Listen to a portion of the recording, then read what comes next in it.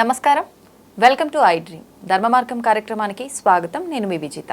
ప్రస్తుతం మనతో పాటు ఉన్నారు వేద పండితులు చిర్రావూరి శ్రీరామ్ శర్మ గారు. ఇప్పుడు వారితో మాట్లాడి పూజా విధానం ఏ రకంగా ఉండాలో మాట్లాడి తెలుసుకుందాం. నమస్కారం అండి. శ్రీమాత్రే నమః. గురుగారు, చాలా వరకు పూజల సమయాల్లో ప్రత్యేకమైన శుభకార్యాల్లో భర్త లేని స్త్రీలను కొంచెం దూరంగా పెడుతుంటారు. అది నిజంగా శాస్త్రంలో ఉందా లేదా అనేది తెలియదు, కానీ రోజు రోజుకి ఇవి పెరిగిపోతూనే ఉన్నాయి. వాళ్ళని ఎందుకు దూరంగా పెడతారో, అలా పెట్టాలని ఏ శాస్త్రంలో ఉందో అదంతా అయితే తెలీదు. మరి ఇలా చూసుకుంటే చాలామంది ఇప్పుడు ప్రస్తుత కాలంలో ఒక అండర్స్టాండింగ్ లోపించో రకరకాల రీజన్స్ అయి ఉండొచ్చు విడాకులు తీసుకుంటూ ఉంటారు. ఇటు వీళ్ళకి భర్త ఉండడు, వాళ్ళకి భర్త ఉండడు.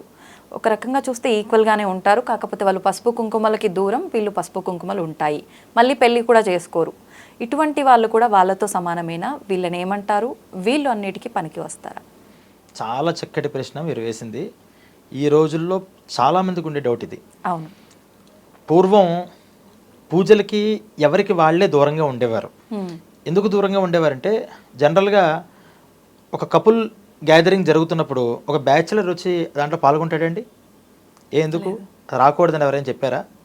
అక్కడ జరిగేదంతా ఒక ప్రాసెస్ జరుగుతున్నప్పుడు ఇది రూల్ ని బ్రేక్ అంటే ఇంతమంది కపుల్స్ అక్కడ ఉన్నప్పుడు బ్యాచులర్ గా అదే వయస్సు వాడు వెళ్ళాలి అంటే కొంచెం సిగ్గుపడతాడు, నామోషి వస్తుంది, వాళ్ళంతా చేస్తున్నారు కదా మనం దేనికి అని కొంచెం దూరంగా ఉంటారు.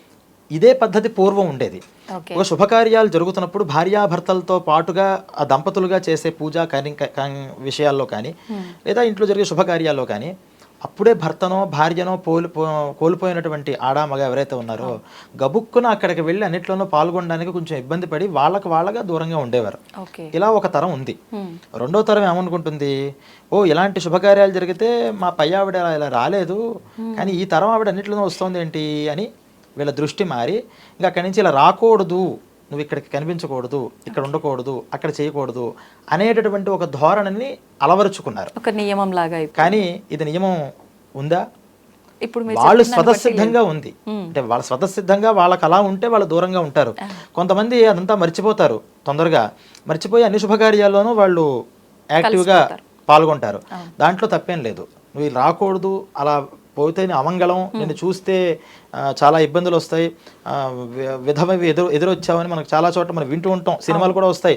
ఎదురొస్తే వాళ్ళని తిడుతూ ఉండడం, వాళ్ళని విధవా అని 10 సార్లు పిలుస్తూ ఉండడం, ఇవన్నీ సంకుచిత స్వభావాలు అంటారు. మన సంస్కృతిలో ఎక్కడా లేనటువంటి మాటలు. ఎవరో ఒక వ్యక్తి మీద ఉన్నటువంటి దోషాన్ని, మీ మీద నాకు కోపం ఉంటే మిమ్మల్ని అనలేక మీకు ఏదో ఆపాదించి అందరి చేత అనిపించేటటువంటి ఒక భూటకంలో భాగంగా వచ్చినటువంటి విషయం ఇది. కానీ వాస్తవంగా వాళ్ళగా దాంట్లోకి వెళ్ళలేక కొంత దూరంగా ఉండేవారు, కానీ అన్ని శుభకార్యాల్లోనూ చేసేవారు, అన్ని శుభకార్యాల్లోనూ ఉండేవారు. తల్లే సాక్షాత్తు, కానీ తండ్రి లేడు. ఇప్పుడు ఓ పెళ్లి చేసుకుంటే మొట్టమొదట అక్షతలు వేయాల్సింది ఎవరండి? తల్లే కదా. తల్లికి మించిన దైవం ఎవరు? మరి ఈవిడ్ని విధవ అంటామా? అనట్లా. మళ్ళీ ఎక్కడ అంటే ఒక వయస్సు, దానికి అన్నీ కూడా మనం చూసుకుని చరిత్రలోకి వెళ్ళినట్లయితే ఒక వయస్సు కనిపించిన తర్వాత ఒక వయస్సులో ఉన్నటువంటి వ్యక్తి భర్తని కోల్పోతే తన మనోభావాలు ఎలా ఉంటాయి, ఆఫ్టర్ 40 పోతే ఎలా ఉంటాయి, ఆఫ్టర్ 80 పోయిన తర్వాత ఎలా ఉంటాయి అని చూసి పెద్దలు కొన్ని నియమాలు పెట్టారు. ఇలాంటివి జరుగుతున్నప్పుడు సహజంగా అక్కడ మనం పిలిచిన వాళ్ళు వచ్చిన తర్వాత నుంచి గత స్మృతులన్నీ వచ్చి అక్కడ బాధపడుతూ ఉంటే, శుభకార్యం జరుగుతున్నప్పుడు అలా బాధపడుతూ ఉండడం చూసి మిగతా వాళ్ళ యొక్క మైండ్ సెట్, అక్కడ అట్మాస్ఫియర్ అంతా మారిపోతుంది. కాబట్టి కొంచెం దూరంగా ఉండమ్మా అని తర్వాత చెప్పడం కూడా జరిగి ఉండొచ్చు. మనం నెగిటివ్ గా చూస్తే కావాలని దూరం పెట్టారనే కనిపిస్తుంది. అలా కూడా 1-2 సందర్భాలు ఉంటాయి, కానీ అన్ని నెగిటివ్ గా మనం చూడడానికి ఉండదు. దూరంగా పెట్టడానికి కూడా మనం కొన్ని చూసినట్లయితే నిజంగా ఆ గిల్టీ ఫీలింగ్, నాకు భర్త లేడు, వీళ్ళకి మాత్రమే భర్త ఉన్నాడు కాబట్టి వీళ్ళు ఆనందపడుతున్నారు అని కళ్ళల్లో నిప్పులు పోసుకునే వాళ్ళు కూడా అక్కడక్కడ ఉంటారు, మనం చూస్తూ ఉంటాం. ఇప్పుడు అటువంటి వాళ్ళని పిలవడం దేనికి, పిలిచి మళ్ళీ వాళ్ళని మనం ఇబ్బంది పడుతూ వాళ్ళని మనం తిట్టుకోవడం దేనికి అని కొంతమంది దూరంగా ఉంటే బాగుంటుంది అని చెప్పారు. అయితే మీరు అడిగినటువంటి ప్రశ్న, అందుకు నేను ఈ క్లారిఫికేషన్ ఎందుకు ఇచ్చానంటే, శాస్త్రాలలో విధవల్ని ఇలా చూడాలి అలా చూడాలి అనేటటువంటి విషయాలు లేవు, నియమాలు చెప్పారు. అంటే పూర్వకాలంలో ఇప్పట్లాగా ఈ పునర్వివాహాలు అవన్నీ కూడా ఉండేవి కాదు. ఎందుకు అంటే దానికి ఉన్నటువంటి సంఘ జీవనం వేరు, అప్పుడు జరిగిన సంఘ జీవనం.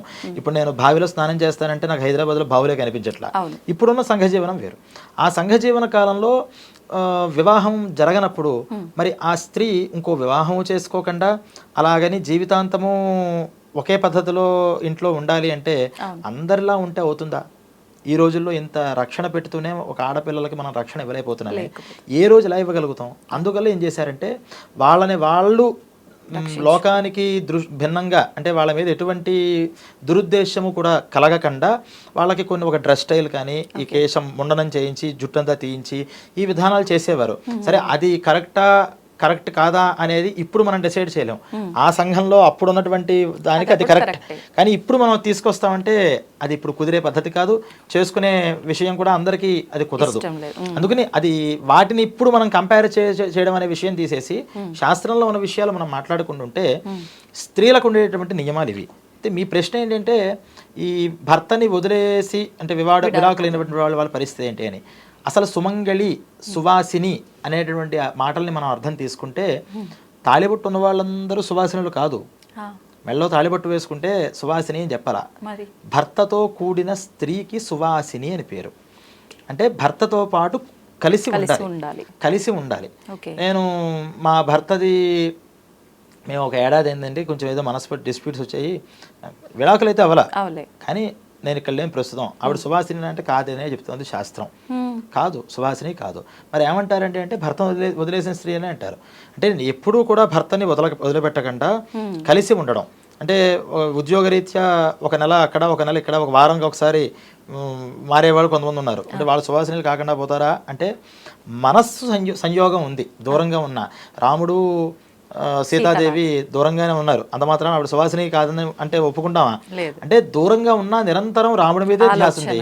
ఈ ఆలోచన ప్రేమ అనేటటువంటి ఉంది. ఈ వైమనస్యాలు ఎప్పుడైతే వచ్చాయో అది కరెక్ట్ కాదు. కాబట్టి ఆలు మగల మధ్య ఏదన్నా భిన్నాభిప్రాయాలు వచ్చినప్పుడు అమ్మ అలాంటి మనసులో పెట్టుకోకూడదు, కలిసిమెలిసి ఉండాలి చెప్పేవారు.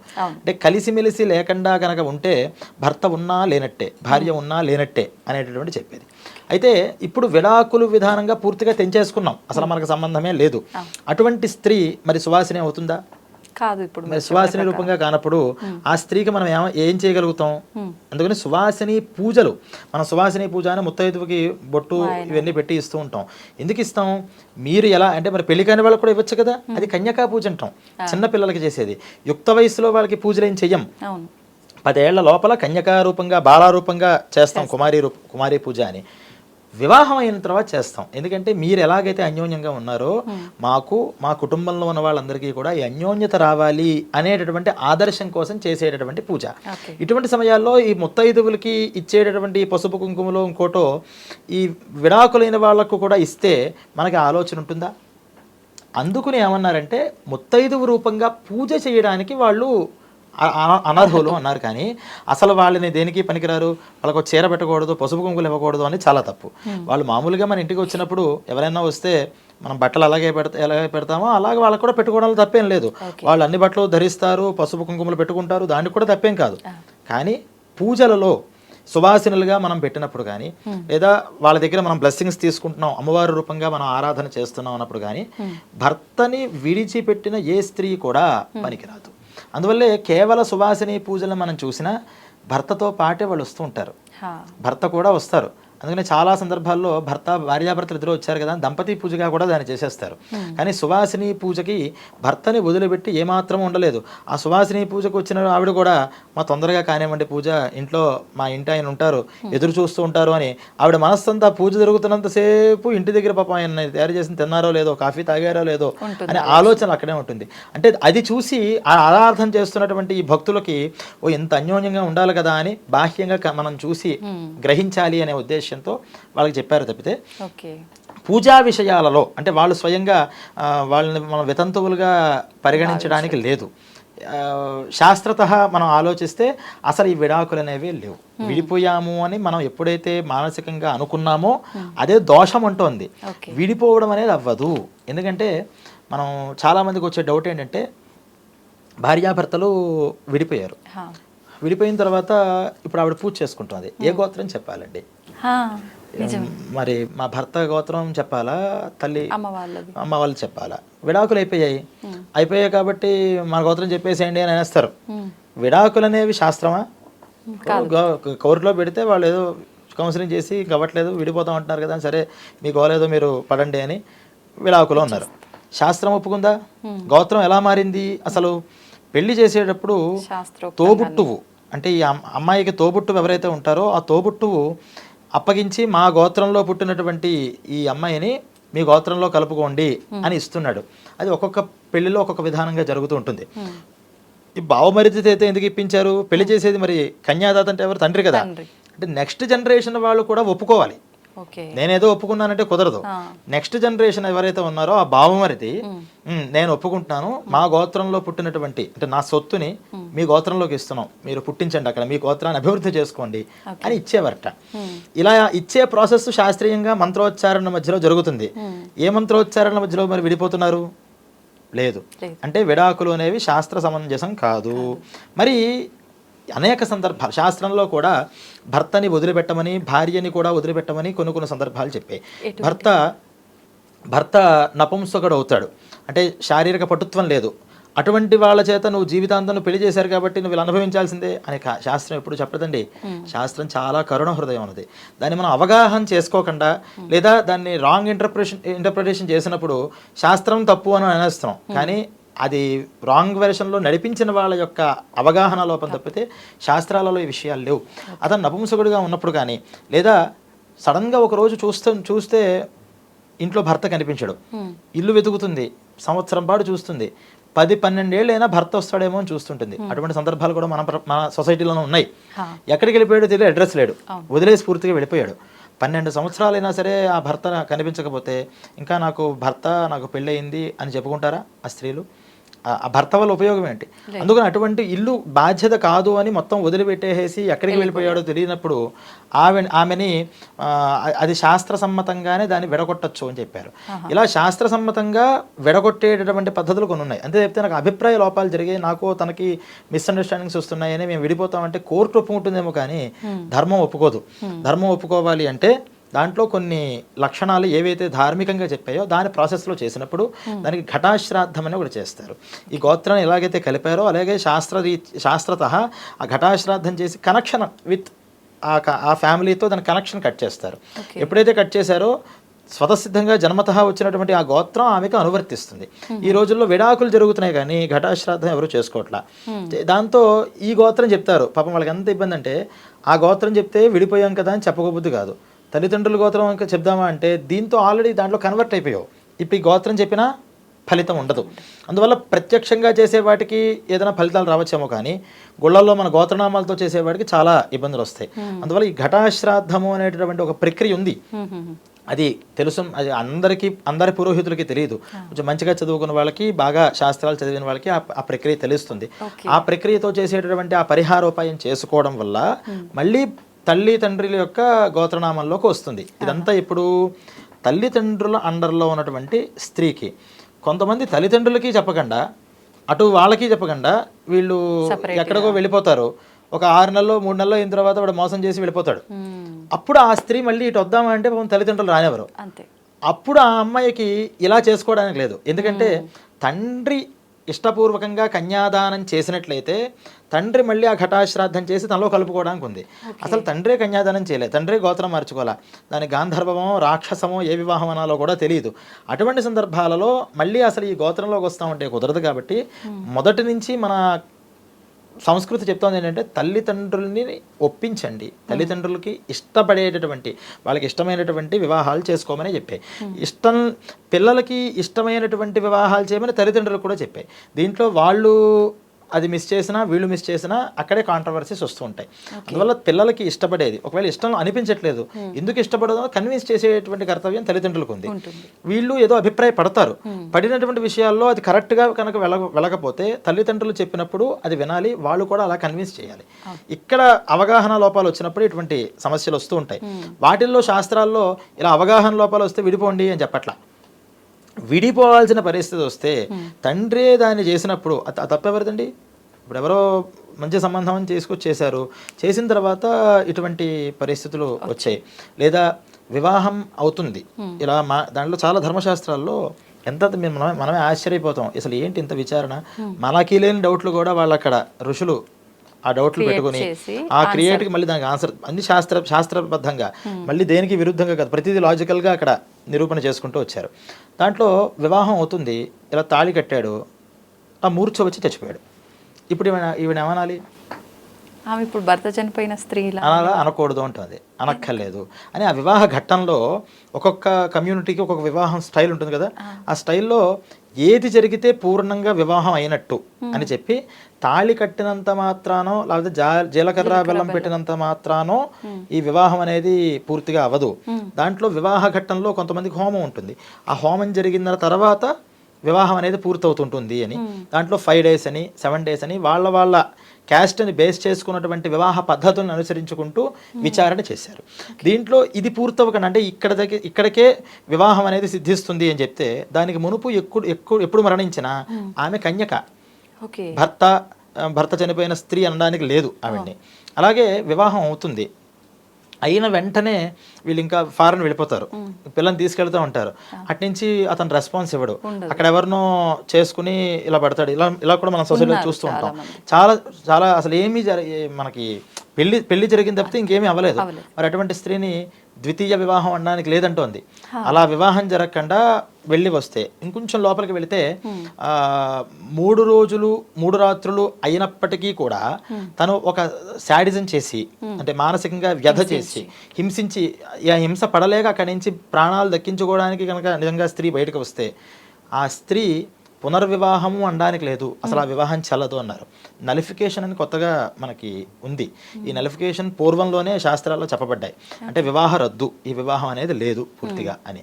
అందువల్ల ఈ వితంతువులు సువాసినులు విషయంగా మనం చూసినట్లయితే, పూజాధికాలు ధర్మకార్యాలు చేసినప్పుడు వాళ్ళని వాళ్ళలాగానే చూడాలి, అంతే తప్పితే మనకు కావాల్సిన వాళ్ళే కదా, ఇలా చేస్తే మళ్ళీ వీళ్ళతో పాటు అంటే అందరికీ పూజ చేసి ఆమె ఒక్కొక్కటి చేయకపోతే ఫీల్ అవుతారేమో అని చాలామంది వాళ్ళకి కూడా పూజలు చేస్తున్నారు. అదే అశాస్త్రీయం.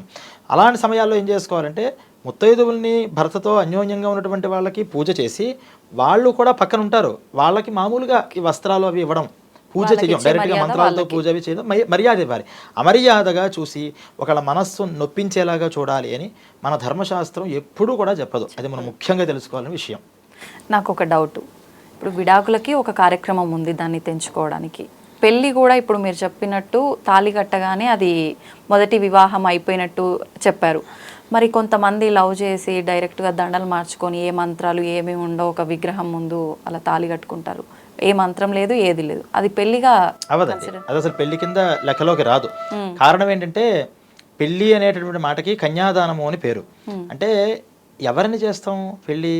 అసలు నువ్వెవరు, నీ భూమి మీదకి ఎలా వచ్చావు? సొంతంగా మనం భూమిలో మొలకెత్తి రాలేదుగా. ఒక తల్లి తండ్రి వాళ్ళు మన ఎంతో కాలం సంరక్షణ చేస్తే ఇంతవరకు వచ్చాం. వాళ్ళ అనుజ్ఞ లేకుండా అసలు ఈ ప్రాపర్టీ ఎవరికి చెందుతుంది అంటే పేరెంట్స్కే చెందుతుంది, ఈ శరీరం అనే ప్రాపర్టీ. వాళ్ళని కాకుండా మనం వివాహాలు చేసుకుంటే అది అసలు వివాహం కిందే శాస్త్ర దృష్టిలో కాదు. పెళ్లి తల్లిదండ్రులు ఒప్పుకుని చేస్తేనే అది పెళ్లి. ఈ చేయకుండా మనం ఏదో చేసుకున్నాము అనుకుంటే అది మనం డెసిషన్లో మనం చేసుకున్నట్లు, ధర్మతః అది వివాహం కాదు. మరి వాళ్ళకి పుట్టేటటువంటి సంతానం అండి, లేదా మనం కొన్ని చూస్తూ ఉంటాం, ఒక 6 నెలలు ఉంటారు, తర్వాత మళ్ళీ వాళ్ళు వెనక్కి వస్తే పిల్లాడితో ఈ తల్లిదండ్రులు కూడా మనసు మార్చుకుని మళ్ళీ కలుపుకుంటారు కదా. పెళ్లి సమయంలో వాళ్ళు ఒప్పుకోలేదు, కానీ పెళ్లి అయిపోయిన తర్వాత మళ్ళీ వాళ్ళు కలుసుకున్నారు కదా, ఇప్పుడు వాళ్ళది వివాహం కింద అవుతుందా అంటే కాదు. వివాహాత్ పూర్వమే పిల్లల కంటే ఎటువంటి మనం ఎలా చూస్తామో ఇది కూడా అంతే. పెళ్లి చేసుకోకుండా పిల్లలకి అన్నాం, ఆ పిల్లలు పుట్టారు, వాళ్ళు ధర్మతః సంతానమా ధర్మ సంతానమా అంటే కాదు. ఎందుకంటే కన్యాదానం చేసేటప్పుడు ఈ దానం ఎందుకు చేస్తున్నాను అంటే, నాకు నా వంశంలో ఉన్న వాళ్ళందరికీ పితృదేవత అనుగ్రహం కావాలి.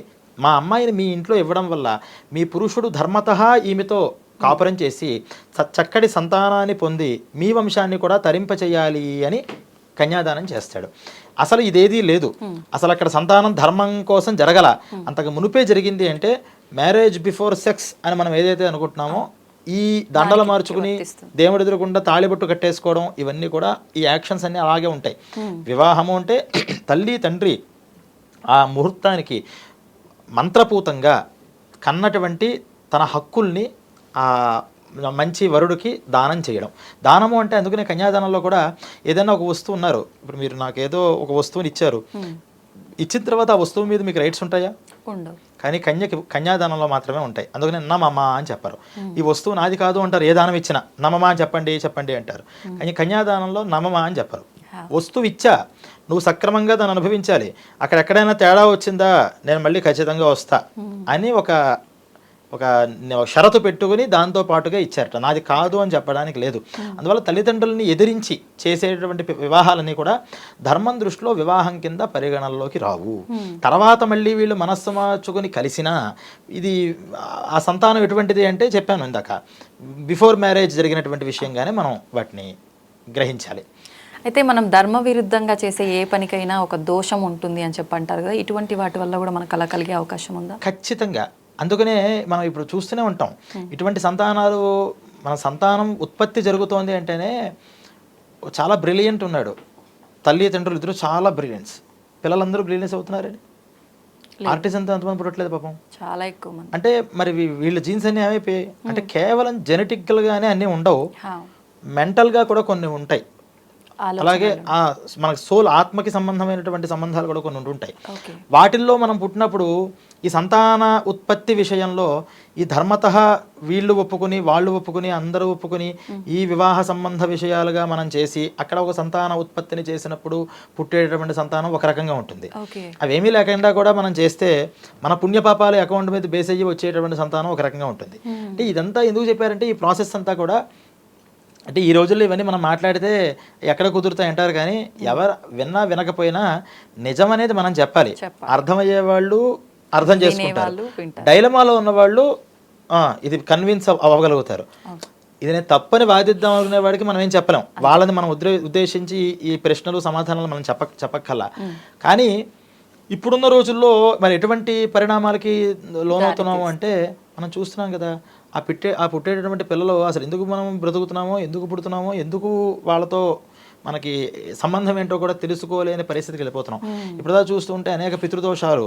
ఈ పితృదోషాలన్నీ ఎందుకు వస్తాయండి? జీవితాంతము పాపం వాళ్ళు వెనక్కి తప్పకుండా ఒక 6 నెలల్లో సంవత్సరం తర్వాత వెనక్కి వచ్చిన కన్నబంధం ఉంటుంది కాబట్టి వదలలేక, అందులో ఆడపిల్లని అసలు వదలలేరు. మనం మళ్ళీ వాళ్ళు ఏదైనా అన్యాయం చేస్తే ఏమవుతుందో అని వీళ్ళకి నచ్చినా నచ్చకపోయినా మళ్ళీ వెనక్కి కలుపుకుంటారు. కానీ జీవితాంతం ప్రతి తల్లిదండ్రులు అంటే 100కి 99% మంది తల్లిదండ్రులు కూడా మనస్సులో ఆ దిగులు ఉంటూనే ఉంటుంది. దిగులు ఖచ్చితంగా ఉంటుంది. ఆ దిగులే వీళ్ళకి శాపరూపంగా మారి పితృశాపాలు, పితృఘోషాలు ఇవన్నీ వస్తూ ఉన్నాయి. వాటి వల్ల వీళ్ళకి కూడా రేపొద్దున ఖచ్చితంగా ఇది యాక్షన్ రియాక్షన్ కదా, చేసినప్పుడు ఖచ్చితంగా దాన్ని అనుభవించాలి. అందువల్ల ఇలా నిర్ణయాలు తీసుకుని అలాంటి పనులు చేయడం కన్నా తల్లిదండ్రులు ఉద్దేశించి వాళ్ళని ఒప్పించేలాగా చేసుకోవడం ఒక పద్ధతి. ఆ వయసులో ఉన్నప్పుడు అంటే సక్సెస్ అయిన వాళ్ళు కూడా ఉంటారు దీంట్లో. మేము వాళ్ళని ఎదిరించి చేసామండి కానీ జీవితాంతం మేము చాలా హ్యాపీగా ఉన్నాం. పర్సంటేజ్ అంతా మనం మాట్లాడుకోవాలి ఎక్కడైనా. కానీ మేజర్ ఆఫ్ పర్సంటేజ్ ఎలా ఉందంటే అనవసరంగా అప్పుడు మా నాన్న అమ్మని ఎదిరించి ఇలా పని చేసుకున్నాను, జీవితాంతం అనుభవిస్తున్నాను అని చెప్పేవాళ్ళే మనకి ఎక్కువ కనిపిస్తున్నారు, సంతోషంగా ఉన్నాం అని చెప్పే వాళ్ళకన్నా. అందువల్ల ఇవన్నీ చూసైనా సరే ధర్మం అనేటటువంటి దాన్ని మనం ముఖ్యంగా పెట్టుకుంటే తల్లిదండ్రులు వాళ్ళు నిర్దేశించినటువంటి వివాహాలు చేసుకోవడం, వాళ్ళ నిర్దేశించినటువంటి సంతానం. ఎన్ని కట్టుబాట్లు ఉన్నాయండి. ఒక పురుడు వచ్చిందంటే చలివిడి పెట్టాలి. ఎవరు పెడతారు? అసలు పురుడు తీసుకొచ్చే సమయం, ఆషాఢ మాసం, ఇవన్నీ కూడా మన సైంటిఫికల్గా ఆలోచించుకుంటే అసలు వాటి మీద చాలా విషయాలు ఉన్నాయి. ఆషాఢ మాసం ఎందుకు దానికి చెప్పారు అనేది.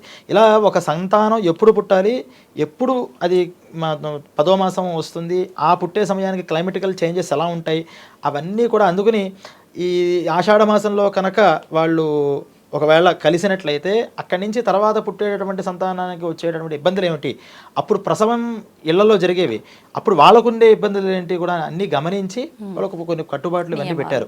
మరి ఇవన్నీ ఎక్కడ జరుగుతాయి? తల్లిదండ్రులు లేకుండా ఉన్న వాళ్ళకి ఇవన్నీ జరగలుగుతాయి, వైభవంగా చేయగలుగుతారు. ఎవ్వరూ లేరు, ఎవరి జీవితాలు వాళ్ళు చేసుకుంటున్నారు. వాళ్ళు కూడా ఒక 3 ఏళ్ళు 4 ఏళ్ళు 5 ఏళ్ళు వాళ్ళకి పిల్లలు పుడతారు. ఖచ్చితంగా అప్పుడు సమయానికైనా సరే అయ్యో మా పేరెంట్స్ లేరే, మీ పేరెంట్స్ లేరే, ఉంటే మనం ఇలా చేయగలిగే వాళ్ళం కదా. సొసైటీలో చూస్తారు అన్నీ ఉన్నవాళ్ళు ఎలా జరుగుతున్నాయి, అప్పుడు చూసేనా ఈ గిల్టీ ఫీలింగ్ అనేది జీవితంలో ఎప్పటికీ వదిలిపెట్టదు. అందువల్ల ముఖ్యంగా తల్లిదండ్రులు ఏదైతే చెప్పారో దాన్ని మనం ఫాలో అవ్వడం. కొన్ని సందర్భాల్లో వాళ్ళు కూడా నెగిటివ్గా చెప్పచ్చు. ఆల్వేస్ పేరెంట్స్ కరెక్ట్ అని మనం చెప్పలేం. అటువంటి సమయంలో కొంచెం పేషెన్స్తో ఉంటే వాళ్ళు కూడా రియలైజ్ అవుతారు, ఖచ్చితంగా అవుతారు. పేషెన్స్ ఉండగలగాలి. ఆ కొంతకాలం పేషెన్స్ ఉండలేక వీళ్ళు కూడా అవతల అబ్బాయి కావచ్చు అమ్మాయి కావచ్చు వాళ్ళ ప్రెషర్ని తట్టుకోలేక, ఎందుకంటే వాళ్ళ కుటుంబాల్లో వాళ్ళకి తొందరగా పెళ్లిళ్ళు చేసేస్తారని మనం జనరలైజ్ చేసి చూస్తే ఇవే కనిపిస్తుంటాయి కారణాలు. ఆ తొందరపాటులో చేసే నిర్ణయాల వల్ల ధర్మానికి పూర్తిగా దూరం అయిపోతారు. ఆ వంశము మా పెళ్ళి అయ్యింది అని చెప్పుకున్న వంశాలు ఆగిపోతాయి అని చెప్తున్నారు. వంశాలు ఆగిపోవడం అంటే పిల్లలు లేకపోవడం వల్ల కాదు, ఇటువంటి పిల్లలు పుట్టడం వల్ల. అది దేనికి కాకుండా ధర్మం అక్కడతో ఇంకా విచ్ఛిత్తి అయిపోతుంది. దాని తర్వాత పుట్టేవాళ్ళు ఎవరైనా, ఇప్పుడు మీకు మన కరోనా వైరస్లో ఒకరికి వైరస్ వచ్చింది, వాళ్ళు టచ్ చేసిన వాళ్ళందరికీ వైరస్సే, ఇది వైరస్ లాగానే వెళుతుంది. అధర్మం అని కూడా ఒక వైరస్తో సమానం అని మనం గ్రహించవచ్చు. నిజంగా చాలా బాగా చెప్పారండి. ఇలాంటి డౌట్స్ ఇంకా చాలా చాలా ఉన్నాయి. మనకి ఎపిసోడ్ లెంత్ ఎక్కువైపోతుంది, ఇంకొక ఎపిసోడ్లో మాట్లాడుకుందాం. ధన్యవాదాలండి.